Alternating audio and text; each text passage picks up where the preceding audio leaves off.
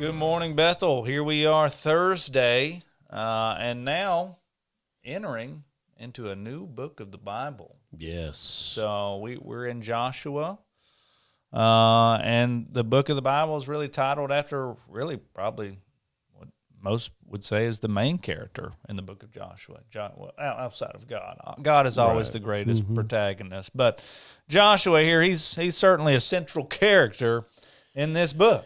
Oh yeah, he's kind of the leader. It's gone from Moses to Joshua, and just one book basically of the Bible, and this is a book describing the conquest of the Promised Land. Yep. They go in to take the land. Different leader, different mediator, but still the same God, the Same message. command, same message.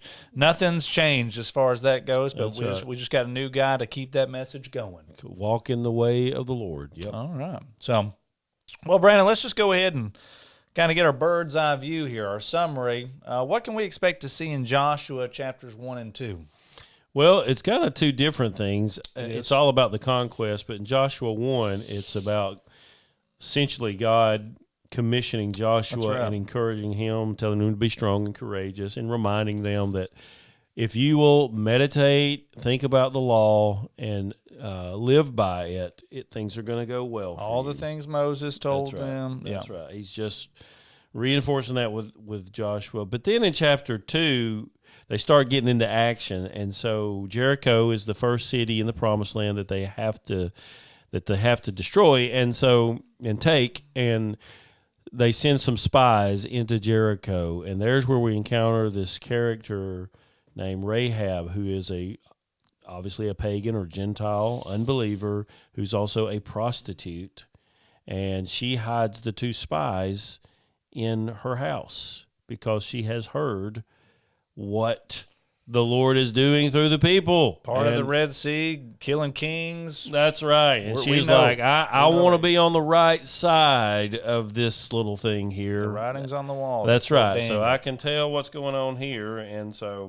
that's kind of how I journal. I focused on at verse 8 of chapter 2.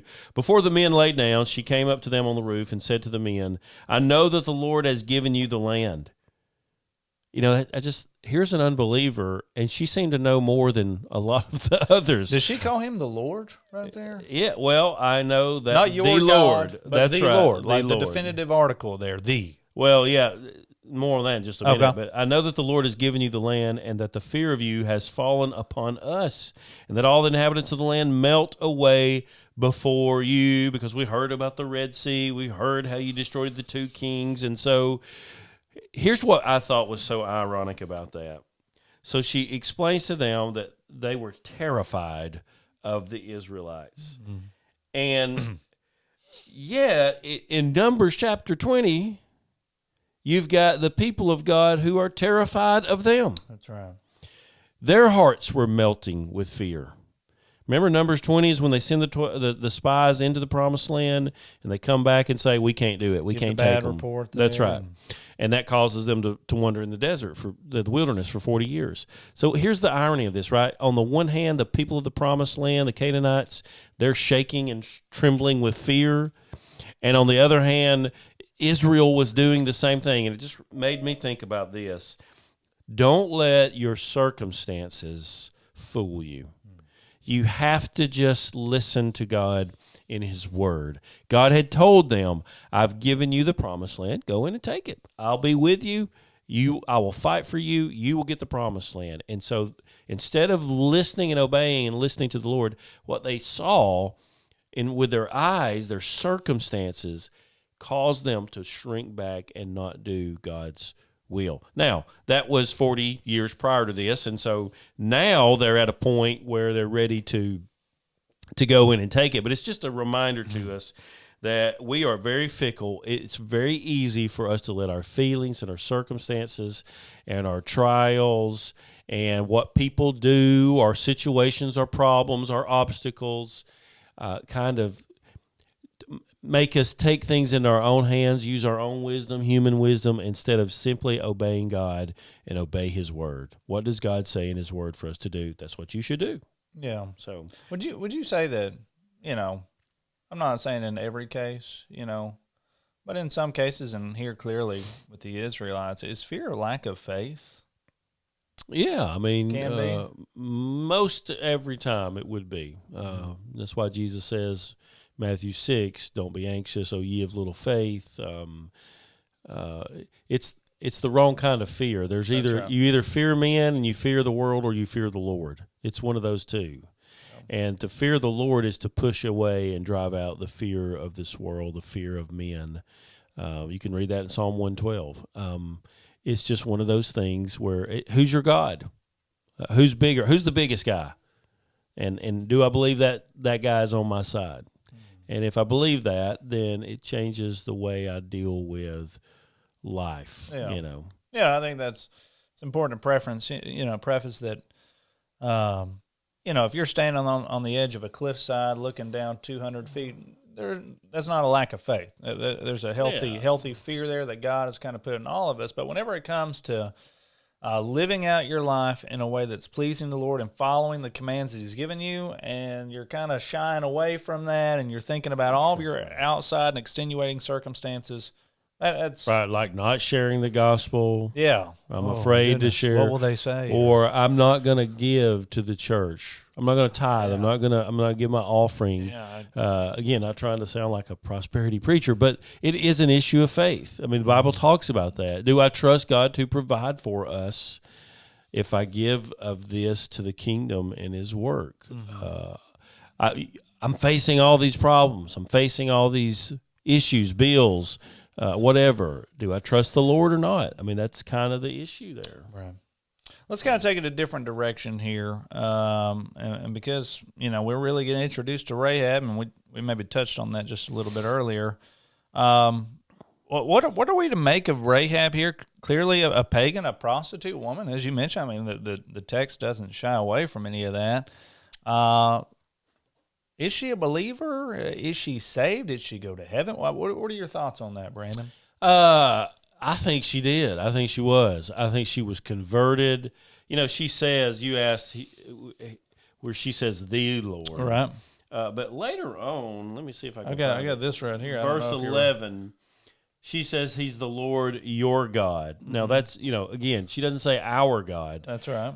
She's not identified herself with the people of God yet. But she does go on to say He is the God in the heavens above and on the earth beneath. That's pretty recognizing. That's right. She is certainly recognizing who He is and kind of His supremacy. But the real kicker for us here is that in Hebrews chapter 11, Rahab appears kind of in the Hall of Fame of faith in the Bible. That's that Hebrews 11 chapter that has all of these characters in it who were examples of faith. Yeah. And so I think she's part of the cloud of witnesses. Then he talks about in chapter 12, this is Rahab. And here's the other awesome thing, right? Rahab is in the genealogy of Jesus. That's right. Yeah. Matthew chapter 1. So she becomes one of those women who appear that are kind of a scandal surrounding those women that appear in Jesus' genealogy, because she's going to be in the line of David. She's kind of a mom in that line. And so I think she was a follower of Christ. You're telling me God brought about the genealogy of Jesus Christ through a pagan prostitute? He did. I mean, that's something else, guys. So, I mean, I think that, and I think maybe a lesson we can learn from that is, in no way are we endorsing paganism or prostituting, but wherever you're at in your life, whatever kind of muck or sin that you're involved in, it's just not a hole too deep for God certainly to use you and to save you from. That's right. I think right here we kind of see the initial beginnings of that with Rahab. She's recognizing God for who He is. Yep. And it's beginning to change her. She's changing things that she, like maybe before she recognized that, she would have just kind of kept the door shut on those spies from Israelites. She wouldn't have, she would have trusted more in her own pagan gods. That's right. Than the God. Yeah, and I just think you're seeing an example of grace. There's no person God cannot rescue and use. I think another thing you're seeing in all of that is that, in this, her being in Jesus' genealogy, is nothing is going to stop the redemptive plan of the Lord. You betcha. Nothing can stop the Messiah from saving his people and making all things new. And yeah, he rescues and he can sin. The foolishness of men, the things we do, will not thwart the purpose of God. So I think that's the thing that I would remind our people of. It's a wonderful confidence that we have in the Lord. His grace is greater than our sin. That's right. That's right. Amen. Well, all right, guys. So more Joshua to come. No need to worry. The plot will thicken tomorrow as we jump into Joshua 3 through 4. So I want to encourage you guys to read ahead always. And hey, we know that our grow groups are kind of doing these here journals each and every day. At least that's our hope. The time of judgment will come at some point whenever we get back together, and we're going to be able to take a peek at those here journals. But hey, if you don't have a here journal, you can use this here acronym yourself. It's very simple. That's why we like it. Highlight a verse, explain the verse, apply the verse, respond to the verse. Yeah. That's it. So, yeah, you guys can do this along with us. And you can find the reading plan on the internet. So just Google here journal reading plan. Foundations or is the yeah, name. either way. And you can see a PDF of it. It'll pop up. So, yeah, even feel free to leave those in the comment. We'd love to see maybe an example of your here journal if you felt led to share that. So that'll be it for today, guys. Thank y'all so much for tuning in, and catch us on the flip side tomorrow. All right. See y'all.